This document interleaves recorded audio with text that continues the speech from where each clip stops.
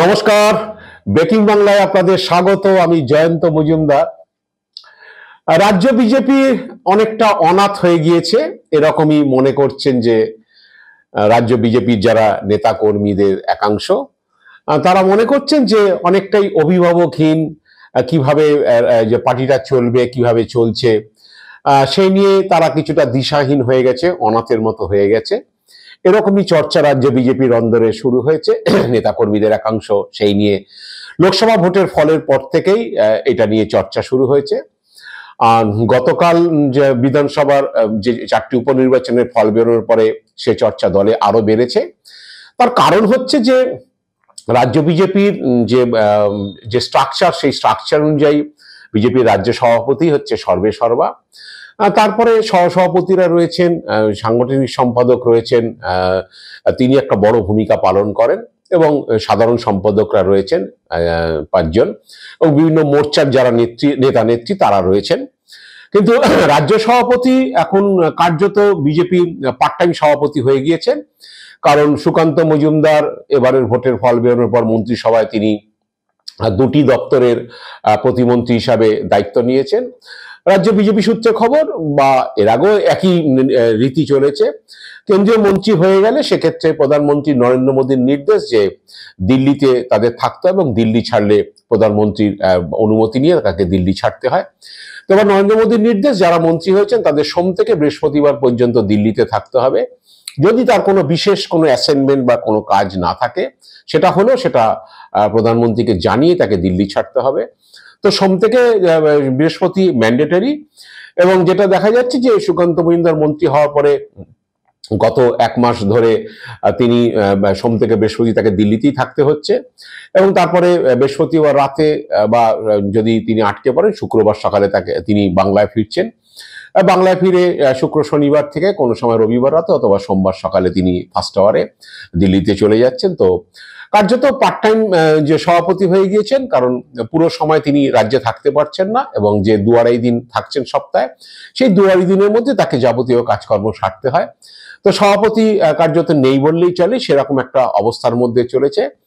এবং এরপরে সংগঠনের যারা আছে তারা লোকসভা ভোটের পরে যেটা দেখা যাচ্ছে, শুভেন্দু অধিকারীর মতো তিনি বিভিন্ন সময় ভোট পরবর্তী হিংসায় যারা বিজেপি কর্মীরা আক্রান্ত হয়েছে বলে বিজেপির দলের পক্ষ থেকে দাবি করা হয়েছে, তাদের এলাকায় তিনি গিয়েছেন, সেখানে তাদের সঙ্গে কথা বলেছেন, যেখানে তাদের পুলিশি সাহায্য, আইনি সাহায্য দরকার সেখানে তিনি করেছেন, এবং এখনো সেটা তিনি করে যাচ্ছেন। কিন্তু যেটুকু জানা যাচ্ছে বিজেপির যে অন্দর থেকে, যে বা বিজেপি সূত্রে, ভোটের পরে শুভেন্দুকে ভোট ফল খারাপ হওয়ার পরে কেন্দ্রীয় নেতৃত্ব শুভেন্দু যাতে সাংগঠনিক বিষয়ে নাক না গলায় সেই ব্যাপারে তারা নির্দেশ দিয়েছিলেন। সেই কারণে শুভেন্দু অধিকারী বর্তমানে সাংগঠনিক বিষয়ে নাক গলাবেন না বলেই তিনি জানিয়েছেন, এবং তিনি ফলাফলের পরে বা উপনির্বাচন ঘোষণার পরে তিনি বলেও ছিলেন একটি প্রেস কনফারেন্সে যে তিনি সাংগঠনিক কোনো বিষয়ে, কোনো প্রার্থী নির্বাচনের বিষয়ে তিনি থাকেন না। তিনি বিরোধী দল নেতা হিসাবে ভোট প্রচারেই তিনি থাকবেন। তাকে যেমন দল প্রচার করতে বলবে সেই মতো তিনি প্রচার করবেন, কিন্তু কে প্রার্থী হবে না হবে এই বিষয়ে তিনি মতামত দেবেন না, বা সাংগঠনিক ভোটের সাংগঠনিক যে বিষয়গুলো ভোট যে লড়াইয়ে, সেই বিষয়ে সংগঠনে যারা রয়েছেন দলে তারা করবেন। কারণ শুভেন্দু সেই অর্থে দলে কোনো পদ নেই, তিনি বিরোধী দল নেতা হিসেবে কোর কমিটিতে রয়েছেন। তো সেটা তিনি জানিয়ে দিয়েছিলেন, এবং সেই কারণেই তিনি এবারের যে বিধানসভার যে উপনির্বাচনগুলো হয়েছে সেখানে তিনি নিজের মতো করে 4টি কেন্দ্রে তিনি নির্বাচনী প্রচার সেরেছেন। কোনো কোনো জায়গায় সুকান্ত মজুমদারের সঙ্গে যৌথভাবেও প্রচার করেছেন। দল যেমনভাবে তাকে প্রোগ্রাম দিয়েছিল তিনি সেভাবে করেছেন। সুকান্ত মজুমদার একইভাবে 4টি বিধানসভা কেন্দ্রে যে তিনি নির্বাচনী প্রচার করেছেন। তো সুকান্ত মজুমদার যেহেতু দিল্লিতে তাকে থাকতে হচ্ছে, বেশিটা সময় দিতে হচ্ছে, সপ্তাহে 4 দিন তাকে ম্যান্ডেটরি থাকতে হচ্ছে, তারপরে 2-2.5 দিন এখানে যে কলকাতায় বা কোনো সময় বালুরঘাটে থাকেন সেখানে থাকতে হচ্ছে। তো দলের যেটা রাস যার হাতে থাকে সভাপতি, তিনিই কার্যত পার্ট টাইম সভাপতি হয়ে গিয়েছেন।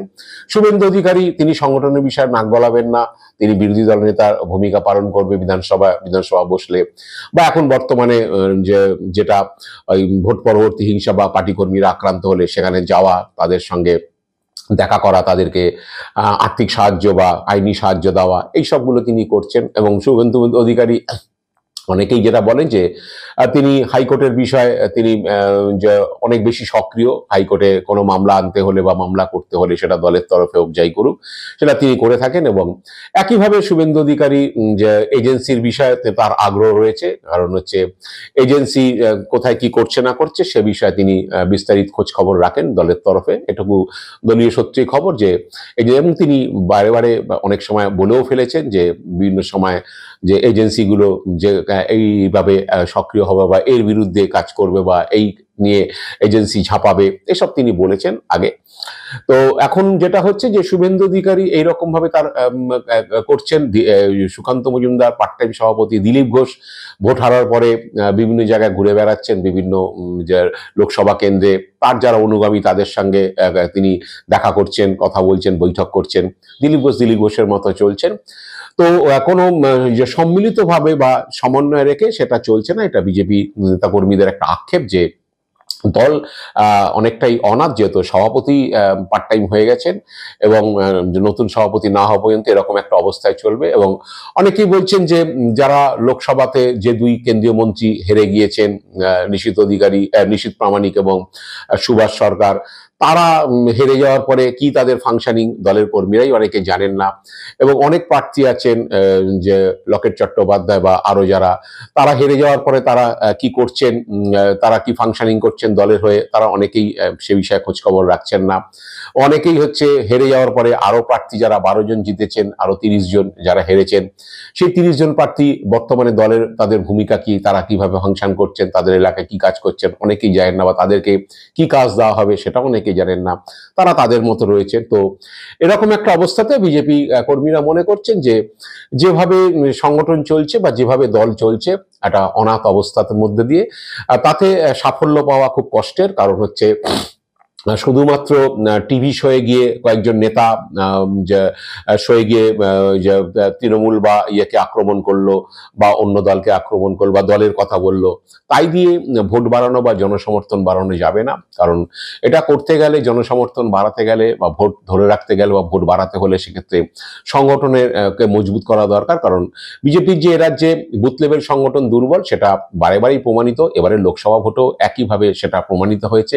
লোকসভা ভোটের পরে অনেকেই মনে করছেন যে শুধুমাত্র ওই মোদিজি এই করেছেন, মোদিজি ওই করেছেন, মোদি ম্যাজিক শুধু কাজ হয়ে যাবে তা নয়, আসলে বুথ লেভেলের সংগঠন খারাপ। তো সেই কারণেই হচ্ছে সেই ফসল তারা বা লাভ তারা কুড়োতে পারেনি, তার খেসারত দিতে হয়েছে। যেখানে তৃণমূলের একটা শক্তিশালী সংগঠন রয়েছে, তৃণমূল 23টা জেলাতেই তৃণমূলের শক্তিশালী সংগঠন রয়েছে, বা 42টা লোকসভা কেন্দ্রের মধ্যে শক্তিশালী সংগঠন রয়েছে। তৃণমূলের জনপ্রতিনিধিরা সংগঠনের একটা বড় ভূমিকা নেন তাদের লোক জড়ো করার ক্ষেত্রে, বা বিভিন্ন সভা সমাবেশ মিছিল জমায়েতে তাদের একটা ভূমিকা থাকে, জনপ্রতিনিধিরা তার একটা বড় ভূমিকা পালন করেন, প্লাস সাংগঠনিক লোকজন রয়েছে। তৃণমূলের সঙ্গে এটে উঠতে গেলে এইভাবে বিচ্ছিন্ন অবস্থাতে যেভাবে কাজ চলছে তাতে এটা সম্ভব না। শুভেন্দু অধিকারী এজেন্সি বিষয়ে তৎপর, এজেন্সি কি করবে না করবে তিনি করতে পারেন। আর কর্মীদের মধ্যে এও আছে যে শুধু এজেন্সি কোনো মামলা তদন্ত করবে, দুর্নীতি মামলা তদন্ত করবে, 2-4টে মন্ত্রীকে জেলে ঢোকাবে, 2-4টে এমএলএ কে জেলে ঢোকাবে, তাতে বিরাট কিছু হবে বলে তারা মনে করেন না। বা হাইকোর্টে সরকারকে বিভিন্ন বিষয়ে পর্যুদস্ত করলেও হচ্ছে তাতে বিরাট ভোট বাড়বে তারা মনে করেন না। কারণ তারা মনে করেন যে সংগঠনটা যদি শক্তিশালী না হয়, কারণ সংগঠন নানাভাবে দ্বিধা বিভক্ত, আদি এবং নব্য বিজেপির মধ্যে একটা দ্বন্দ্ব রয়ে গেছে দীর্ঘদিন ধরে, সেই দ্বন্দ্বের কোনো অবসান হয়নি, দলের নেতারা তার কোনো ওষুধ এখনো বার করতে পারেনি, সেইভাবেই তারা চলছে। অনেকেই মনে করছেন পুরনো যারা তারা বঞ্চিত, নতুনরা এসে ক্ষমতা দখল করেছে। অনেকেই মনে করছেন যারা ক্ষমতায় রয়েছে বিজেপির বিভিন্ন মণ্ডলে বা জেলাতে তারা আদৌ হচ্ছে যোগ্য নন সেই পদে থাকার, তথাপি তাদেরকে বসিয়ে দেওয়া হয়েছে। এই দ্বন্দ্ব রয়েছে, এই দ্বন্দ্ব মেটানোর কোনো ওষুধ নেতারা বার করতে পারছেন না, সেই এবং সংগঠনকেও শক্তিশালী করা যাচ্ছে না। শুভেন্দু অধিকারী এজেন্সি এবং হাইকোর্ট নিয়ে ব্যস্ত, কিছু নেতা টিভিতে গিয়ে মুখ দেখিয়ে তারা ডিবেটে অংশ নিয়ে মনে করছেন দলের বিরাট কোনো কাজ করে ফেলছি, এরকম ভাবে চলছে। তো কর্মীদের একাংশ বা নেতৃত্বের একাংশ মনে করছেন যে এইভাবে ভোট বাড়বে না এবং এইভাবে বারেবারই হচ্ছে ভোটে পর্যুদস্ত হতে পারবে। এবং অনেকেই মনে করছেন যে শুভেন্দু অধিকারী দলে ঢোকার পরে তার হাতে নির্বাচনী সাফল্য আসেনি, যেমনভাবে সুকান্ত মজুমদারের সময় নির্বাচনী সাফল্য আসেনি। এখন তাদের আসল কথা যে নির্বাচনী সাফল্য না আসলে দলকে ধরে রাখা, দলের ভোট ধরে রাখা কঠিন। এখন জানি না যে বিজেপির কেন্দ্রীয় নেতৃত্ব নতুন কাকে সভাপতি করবেন সুকান্ত মজুমদারের পরে এবং কবে তিনি হবেন, তিনি বসে এইসব টোটকা বার করতে পারবেন কিনা। কারণ তা না হলে বিজেপি কর্মী নেতাদের একাংশের মত যে এইভাবে যদি দল চলতে থাকে, এরকম একটা অনাথ অবস্থায় যদি দল চলতে থাকে, তাহলে দলের অচিরে ফলাফল ভোটের নিরিখে আরো খারাপ হবে। আগামী যে দিনে আরো 6টি বিধানসভা ক্ষেত্রে উপনির্বাচন হওয়ার কথা রয়েছে এই রাজ্যেই। কারণ অনেক যে বিধায়ক হচ্ছে তারা জয়লাভ করেছেন লোকসভাতে, তাদের আসনগুলো খালি হয়েছে। সেখানে যে লড়াই, যে নির্বাচনগুলো খুব শীঘ্রই হয়তো নির্বাচন কমিশন ঘোষণা করবে। যে তারা মনে করছেন বিজেপি কর্মীরা যে কর্মীদের একাংশ বা নেতৃত্বের একাংশ যদি দল যদি এইভাবে চলে, এই অনাথ অবস্থায় চলে, তাহলে সামনের যে 6টি বিধানসভা নির্বাচন হবে তাতেও দলের ফল খারাপ হবে। কারণ সেক্ষেত্রেও কিন্তু শুভেন্দু অধিকারী যতই মিডিয়ার সামনে, যতই তৃণমূলের বিরুদ্ধে কথা বলুন, মুখ্যমন্ত্রী বা অভিষেক বন্দ্যোপাধ্যায়ের বিরুদ্ধে কথা বলুন, তাতে ভোট বিশেষ কিছু বাড়বে না। আর তিনি যতই হাইকোর্টে ছোটাছুটি করুন, তাতেও ভোট বিশেষ বাড়বে না।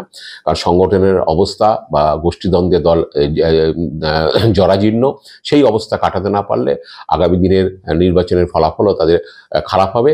এবং এই আশঙ্কাই তারা করছেন যে, এবং তারা এই আশা রাখছেন যে নেতৃত্ব যাই কাউকে নতুন সভাপতি যাকে বসাবেন তিনি সকলকে নিয়ে চলতে পারবেন কিনা, বা এই যে গোষ্ঠীদ্বন্দ্বের যে রোগ দলের মধ্যে রয়েছে সেই রোগকে তিনি সারাতে পারবেন কিনা।